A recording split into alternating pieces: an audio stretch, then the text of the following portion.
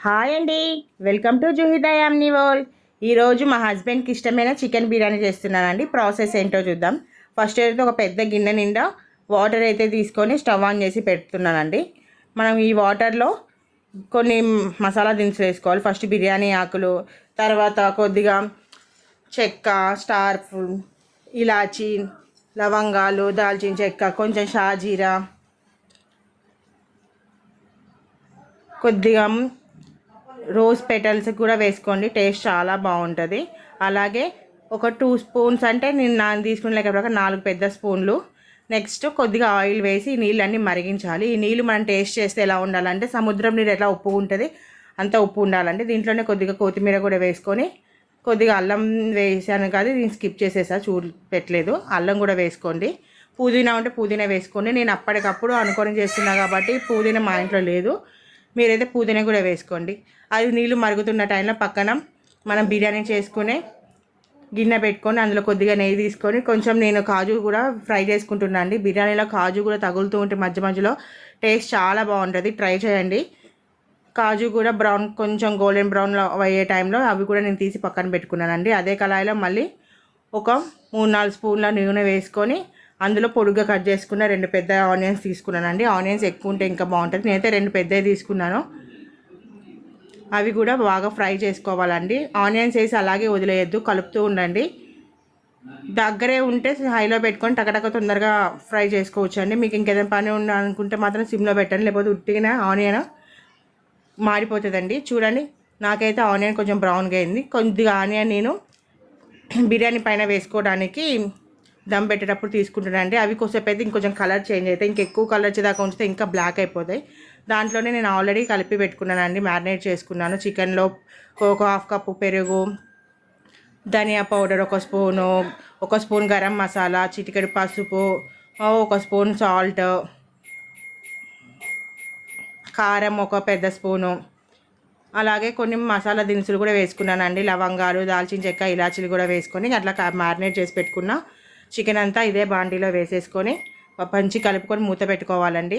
దీనిని first high flame మీదనే ఉంచుతున్నానండి. చూడండి, ఇట్లా వాటర్ అంతా వచ్చేస్తుంది చికెన్లో. ఈ వాటర్ అంతా ఎవాపరేట్ అయిపోవాలి. ఈలోపు మనం పక్కన వాటర్ మరుగుతుందో లేదో రైస్కి పెట్టింది కూడా చెక్ చేసుకుందామండి. చూడండి, వాటర్ బాగా మరుగుతుంది. ఇలా మరుగుతున్న టైంలోనే మనము ఆల్రెడీ కడిగి పెట్టుకున్న రైస్ వేసుకోవాలండి. నేను 3 గ్లాసెస్ వేసుకుంటున్నానండి. మామూలుగా అయితే 1/2 కేజీ చికెన్కి 1/2 కిలో బియ్యం అయితే కరెక్ట్గా ఉంటుంది.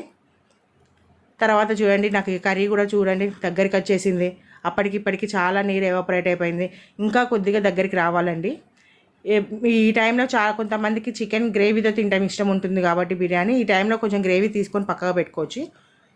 పీస్ కూడా మంచిగా ఉడికింది. రైస్ కూడా ఇక్కడ చూడండి మంచిగా ఎలా బాయిల్డ్ అవుతుందో.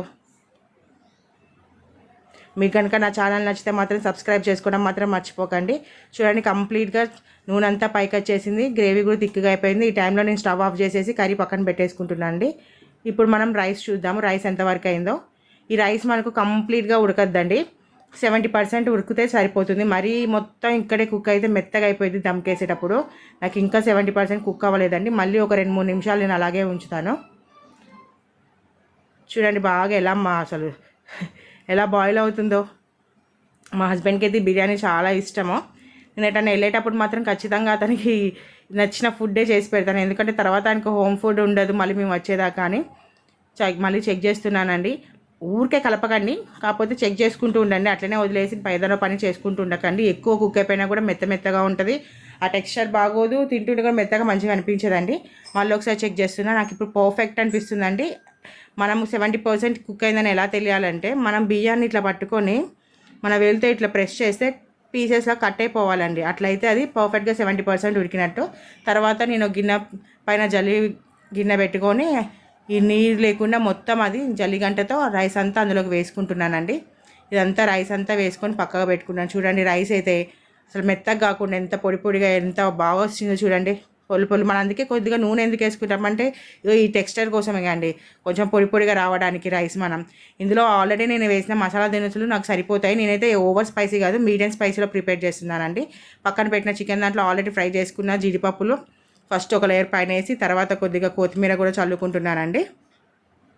తర్వాత దాంట్లోనే కొద్దిగా నేను నెయ్యి కూడా యాడ్ చేస్తానండి. ఆ కర్రీ పైన కొద్దిగా నెయ్యి వేసేసి, ఒక స్పూన్ అండి, అంతకంటే ఎక్కువ కదా, ఒక స్పూన్ నెయ్యి వేసేసి, మనం ఆల్రెడీ పక్కగా పెట్టుకున్నాం కదండి కొంచెం అది ఆనియన్స్ కూడా వేస్తున్నానండి, ఫ్రై ఆనియన్స్. అలాగే నేను రైస్ కూడా పక్కకి మొత్తం నెత్తి పెట్టుకున్నా కానీ దాన్ని ఒక లేయర్ లాగా వేయాలండి, మొత్తం ఇట్లా ముద్దలాగా కాకుండా ఇట్లా చల్లినట్టు. బియ్యాన్ని చూడండి ఇట్లా ఒక లేయర్ అయితే ఫస్ట్ నేను బియ్యం వేస్తున్నానండి. కొంచెం నిదానంగా వేయండి, అన్నం చాలా వేడిగా ఉంటుంది, కాలుతుంది కాబట్టి కొంచెం చూసుకొని వేయండి నిదానంగా. చూడండి ఒక లేయర్ అట్లా మొత్తం ఈవెన్గా పరిచిన తర్వాత దానిపైన మళ్ళీ కొద్దిగా జీడిపప్పు, స్ప్రింగ్ ఆనియన్స్ అంటున్నా, ఫ్రైడ్ ఆనియన్స్, అలాగే కొద్దిగా కొత్తిమీర, అలాగే మళ్ళీ ఈ లేయర్ మీద కూడా కొద్దిగా నెయ్యి వేసుకోండి. నేనైతే ఓవర్గా ఏమి వేయట్లేదండి, ఒక 4 స్పూన్స్ అయితే నెయ్యి యూజ్ చేస్తాను. ఆయిల్ అంటే ఇంక ఎక్కువ సపరేట్గా మళ్ళీ ఆయిల్ యూజ్ చేయను. మరీ ఆయిల్ మరీ గీతో కాకుండా యావరేజ్ స్పైసీతో యావరేజ్ ఆయిల్ అలా ఉండేటట్టు చూస్తానండి. దీని మీద కూడా ఒక లేయర్ మళ్ళీ నేను నెయ్యి వేసుకున్నాక మళ్ళీ మిగతా ఉన్న రైస్ మొత్తం ఒక్కసారిగా దీని మీద వేసేసుకొని అంతా ఒక లెవెల్గా సెట్ చేసుకుంటున్నాను. చూడండి గంటతో అంతా ఒక లెవెల్గా సెట్ చేసుకుంటున్నాను. సెట్ చేసుకున్నాక దీని మీద కూడా సేమ్ ప్రాసెస్ అండి, జీడిపప్పులు వేసేసి కొద్దిగా ఆనియన్స్, అలాగే కొత్తిమీర, తర్వాత దీనిపైన కూడా నెయ్యి ఒక 2 స్పూన్స్ కొంచెం ఎక్కువనే నెయ్యి ఇక్కడ వేసేసుకుంటానండి. నెయ్యి వేసేసుకొని నేను దానికి అది చాలామంది గోధుమ పిండి ఏదైనా వెయిట్ పెడతారు, అది మనం మామూలుగా ఒక 1 అవర్ 2 అవర్స్ మ్యారినేట్ చేసి డైరెక్ట్గా చికెన్ వేసి దమ్ చేసేటప్పుడు ఆ ప్రాసెస్ సెట్ అవుతుంది. దీనికి అంత పెద్ద ప్రాసెస్ ఏం అవసరం ఉండదండి, నార్మల్గా గాలి వెళ్ళకుండా ప్లేట్ పెట్టేసేసి ఉంచేస్తే సరిపోతుందండి. ఇలా మొత్తం వేసినాక నెయ్యి కూడా వేసినాక మూత పెట్టేసి ఒక తవా తీసుకొని కింద దానిపైన నేను ఒక 20 నిమిషాలు ఉంచుతానండి బిర్యానీ. ఈ 20 నిమిషాలు కూడా ఎలా అంటే 10 నిమిషాలేమో మీడియం ఫ్లేమ్ మీద ఉంచుతానండి, తర్వాత 10 నిమిషాలు లో ఫ్లేమ్ మీద ఉంచుతానండి. కాకపోతే మధ్య మధ్యలో మీరు ఏం చేస్తుంటారంటే ఒక్క దగ్గరే కుక్ అవ్వకుండా కొంచెం ఆ గిన్నెను అటు ఇటు అన్ని దిక్కులకి ఇట్లా తిప్పుతూ ఉండండి. చూడండి నాకు 20 నిమిషాల తర్వాత ఒక 10 నిమిషాలు అలాగే వదిలేసాను. చూడండి ఎంత బాగా తయారైందో బిర్యానీ. స్మెల్ అయితే అసలు మొత్తం 3-4 ఇళ్ళకి వెళ్తుంది. నేను ఒక ప్లేట్లోకి సర్వ్ చేసుకుంటున్నాను. చూడండి ఎంత చక్కగా ఉంది. నేనైతే ఆర్టిఫిషియల్ కలర్స్ కూడా యూజ్ చేయట్లేదు, మనకు ఆ గ్రేవీతోనే కలర్ అనేది వస్తుంది. చూడండి పీస్ కూడా మీరు వేస్తుంటే అబ్జర్వ్ చేయండి ఎంత మంచిగా ఫ్రై అయింది, అసలు అడుగు అంటకుండా. చూడండి చాలా ఎమ్మీగా ఉండే బిర్యానీ నేను సర్వ్ చేసుకున్నానండి. చూస్తుంటే నోట్లో నీళ్ళు ఊరుతుంది కానీ ఎప్పుడు తినాలి, కాకపోతే ఎంత వేడిగా ఉందంటే. కాకపోతే బిర్యానీ వేడిగా తింటేనే మజా అండి, చల్లగా తింటే అసలు ఏం బాగుండదు. నేనైతే ఇక ఆగలేకపోతున్నానండి, అందుకే ఫస్ట్ ఒక పీస్ తీసుకొని అందులో కొద్దిగా కాజు కూడా తీసుకొని ఒక్క ముద్ద అయితే నోట్లో పెట్టుకున్నానండి.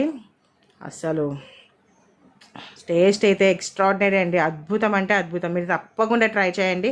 ఇది పెద్ద ప్రాసెస్ ఏం కాదు, సింపుల్గా, ఎక్కువ గిన్నెలు కూడా ఏం పడవు, చాలా బాగుందండి, ఎమ్మిగా ఉంది. మీరు కనుక నా ఛానల్ నచ్చితే లైక్ చేయండి, షేర్ చేయండి, సబ్స్క్రైబ్ చేయండి. అలాగే మీరు కూడా తప్పకుండా ఈ బిర్యానీ ట్రై చేయండి, ఎలా ఉందో నాకు కామెంట్ బాక్స్లో చెప్పండి. Bye, thanks for watching.